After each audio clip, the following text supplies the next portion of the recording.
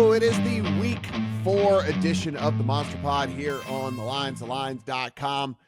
Joined by Connor Allen, 4 for 4.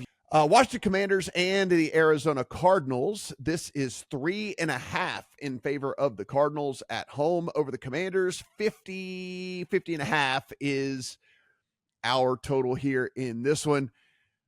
Connor, we see the Commanders look decent against the Cincinnati Bengals. Now, we don't have any respect for Cincinnati's defense, but hey, look, they let Jaden Daniels finally do what Jaden Daniels does, and he was able to go out there and get some stuff done on the offensive side of the ball. I still think the defense is probably trash, but the same could be said for the Cardinals as well, which is why we're sitting at a 50 total right here. What do you think about this game?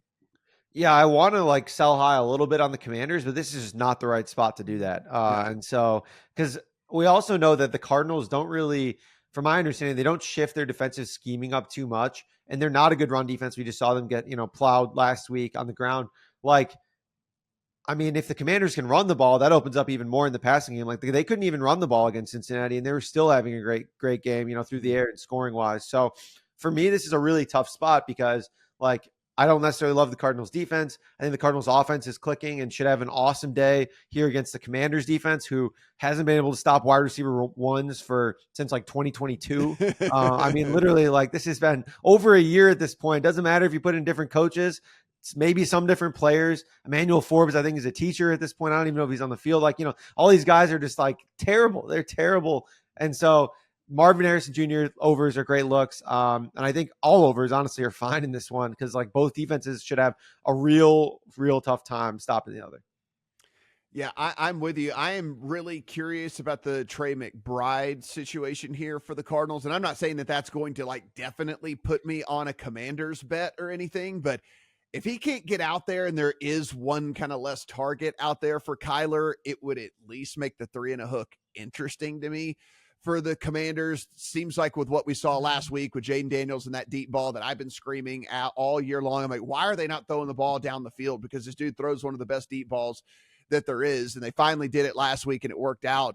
Seems like they're always maybe even open for a back door as well with this Commander squad, but I'm going to see what the official report is today on McBride and if he's going to be able to get out of concussion protocol or not. Steven, what do you have here in Commanders and Cardinals? Remember after week 1 when I called the Commanders a fake offense? That's aged well.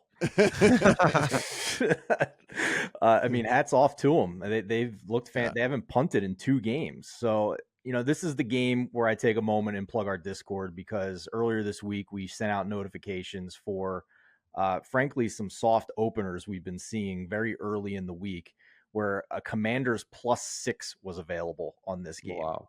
So that feels really good for our community to have in our pocket right now. I think I still would take 3.5 here, Matt, if I'm coming in late, especially with this McBride situation. Marvin Harrison, he's going to play, but he's at least got a quad injury. I think both of these defenses are bad. I'm not sure the Cardinals are a team that should be laying 3.5 right now, except for maybe, the Patriots missing all their offensive linemen. So I still think there's something with the Cardinals market rating that is being skewed too much from what we saw in their game against the Rams, where they played a half of an NFL roster. And I don't quite get all the love and support for the Cardinals to be winning games by margin at this point. And I'm going to keep betting against that while I still can. Yeah, I think that, again, on the other side of 3, it's just really tempting with the Commanders. So I think the back, think about this guy. When you're on the other side of 3, you could be down 10 points in the fourth quarter, and then you score a garbage touchdown, and then you cover. It's just that seems so likely in a game like this in which you're going up against this Cardinals defense. So I don't know. Maybe I just talked myself into putting that into the account. I guess we'll see. Guys, as always, everything we do absolutely free. So please hit that subscribe button. Do appreciate you hanging out. Give us a thumbs up. Let us know in the comment section what game stood out to you. What did we miss?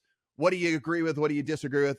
Let's be frank. You're only going to put what you disagree with in there. That's fine. Just tell us what you disagree with and tell us that we're idiots and all that. We'll go in. We'll read them for sure. Don't think Steven doesn't go back in the comments, because we made a clean sweep on Thursday night when everyone was calling us idiots, and Steven went in there and did a little poking of the bear. So, it's just a little poking of the bear.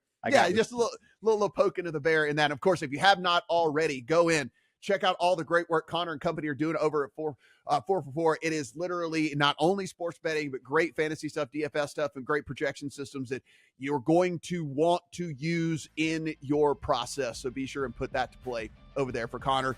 For Steven, I'm Matt. Good luck on all your week 4 bets.